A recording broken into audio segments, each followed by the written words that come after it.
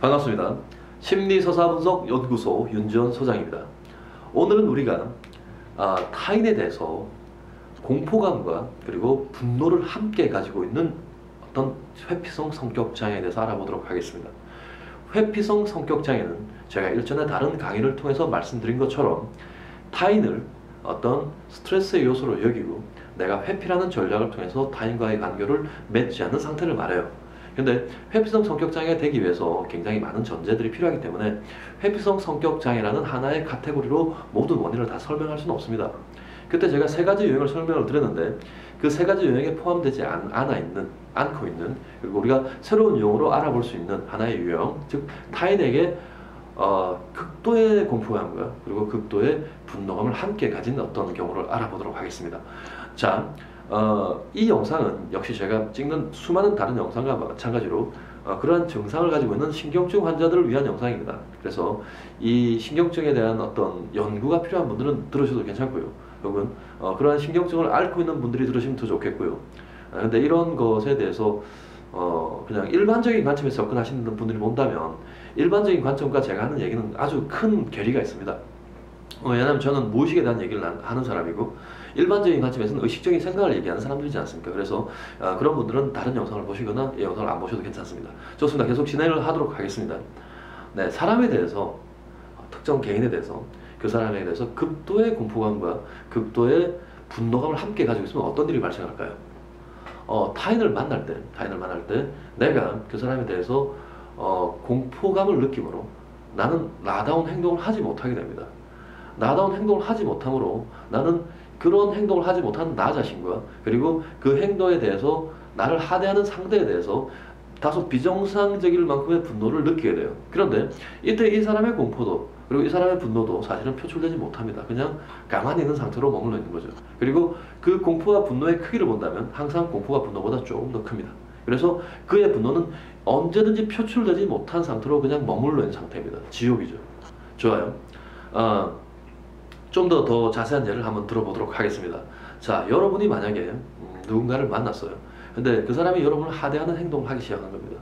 뭔가 무시하는 것 같아요. 눈빛도 그러하고 말투도 그러하고 나한테만 뭔가 불친절을 저지른 것 같습니다. 여러분 마음속에 분노가 생겨요. 왜 나에게만 그런 행동을 하는가? 근데 그 분노와 동시에 여러분 마음속에 공포가 생깁니다. 그 공포가 분노보다 조금씩 계속 더 크기 때문에 분노가 올라갈수록 공포가 올라가요. 계속 올라갑니다. 그래서 어느 순간 분노가 팡 터진다 하더라도 그 대상은 내가 공포하는 대상이 아니라 다른 것에 의해서 터질 가능성이 높아요. 혹은 울어버리기도 하겠고 어떤 다른 감정 표현이 나오기도 하겠죠. 좋아요. 이 상태를 겪어본 사람들은 저는 사실은 이제 이 공포 반응과 분노 반응이 연결되어 있다고 지금 생각을 하는데요. 그리고 이 상태를 겪어본 사람들은 이 상태가 얼마나 큰 고통을 만들어내는지 얼마나 큰 정신적 고통과 어떤 자기 자책을 만드는지 잘 아실 겁니다. 그럼 우선 우리가 왜 이런 상태가 만들어졌는지 그 원인부터 한번 파악해 보도록 하겠습니다.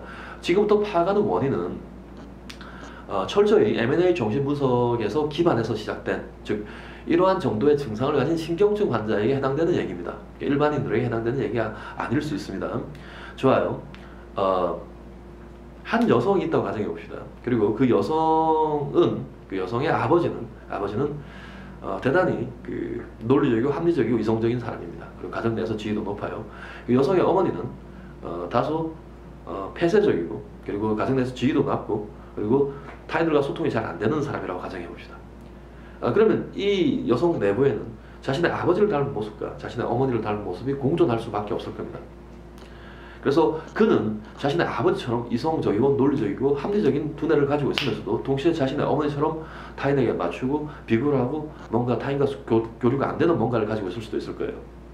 좋아요. 그 상태에서 이 여성은 자신의 어머니와의 모성 동일시를 포기합니다. 모성 동일시를 포기한 상태에서 자기의 아버지의 어떤 남성성, 즉 여성 속의 남성성인 아니무스만을 팽창시키는 상태가 되어 있다고 가정해 봅시다. 그러니까 이 상태에서 그는 아버지와 연결성을 그대로 유지하고 있으므로 어머니로부터의 처벌 공포를 느끼게 됩니다. 그리고 이 어머니로부터의 처벌 공포는 수많은 다른 여성들에게 연결되게 되겠죠. 그래서 수많은 다른 여성들에게 공포를 느끼는 것이 기본으로 만들어집니다. 그런데 자기는 가정 내에서 지금 누구를 닮았죠? 아버지를 닮았죠. 그죠? 그러면 아버지를 닮았으므로 어머니는 무서움의 대상이지만 어떤 대상이기도 합니까? 자기 경멸과 무시의 대상이기도 한 거예요. 어머니는 한 지점 속에서 공포도 있고 자기가 경멸하고 무시하는 마음도 있는 거예요. 근데 가정 내에서는 장성한 딸이 어머니를 경멸하거나 무시하는 일이 빈번하게 벌어집니다. 왜냐하면 어머니는 안전한 대상이거든요. 딸에게 상대적으로. 근데 그 구조를 가지고 밖에 나간 딸들은, 그 구조를 가지고 밖에 나간 딸은 다른 여성들에게 공포를 느끼지만 그 공포와 마찬가지로 자기 마음속에 그들을 경멸하고 무시하는 마음도 함께 느끼게 되는 겁니다. 근데 그 경멸하고 무시하는 마음을 표출할 수 있을까요? No, 절대 못하죠. 공포가 너무 크기 때문에. 그래서 저는 저 따위의 것들한테 내가 이런 공포를 느낀다는 사실에 분노하기 시작하고, 그리고 그들이 나를 하대하는 행동, 저 따위의 것이 나를 하대한다는 마음 때문에 분노가 시작되고, 그리고 그 공포와 분노가 공존하는 지옥 같은 상태가 만들어지기 마련입니다. 남성으로 이걸 바꾼다도 마찬가지겠죠, 그죠? 그러니까 남성들은 보통 다른 남성들에게 이걸 많이 느끼는데, 역시 마찬가지로 그 저렇게 하찮은 것이 나를 무시한다는 어떤 그를 비하는 마음과 그 비하에 대해서 분노하는 마음이 있지만, 그 비하나 분노보다 훨씬 더 큰 것이 공포감이기 때문에 표출하지 못하는 상태 마음의 지옥이 만들어지는 거겠죠. 이게 이제 아주 대략적인 이런 심리 구조를 가진 분들의 원인일 겁니다. 그럼 우리가 이것을 어떻게 해소해야 될까요? 사실 이 유튜브 영상을 보는 것만으로는 해소가 안 될 겁니다. 전문가를 찾아서 이 부분에 대한 문제를 해결해야 될 텐데, 사실상 전문가를 찾아가 보면 이 구조 자체를 이해를 못하는 경우가 되게 많으세요. 전문가인데도 불구하고 그냥 지금 현재 느끼는 공포감에 대한 어떤 인지 도식을 만든다거나 그에 대한 약을 처방한다거나 하면서 실제로 이 구조를 명확하게 파악을 못하는 경우가 많겠죠. 제일 먼저 해야 될 일은 자신의 심리 구조를 명확하게 파악하는 겁니다. 나는 여성들에게 혹은 난 남성들에게 공포감과 그리고 분노감을 함께 느끼고 있다, 이런 식으로 파악을 하는 거겠죠. 그리고 그 과정에서는 자기 문서보다는 전문가의 도움을 받을 걸 추천드립니다. 그리고 그 과정 내에서 자기가 실제로 지금 공포감을 느끼고 있는 것이 허상임을 깨닫고 그 허상 속에서 빠져나오는 게 아주 중요해집니다. 그리고 공포감에서 나오면 정상 인지가 시작됩니다. 정상적으로 사고하고 정상적으로 인지할 수 있는 상태가 만들어집니다.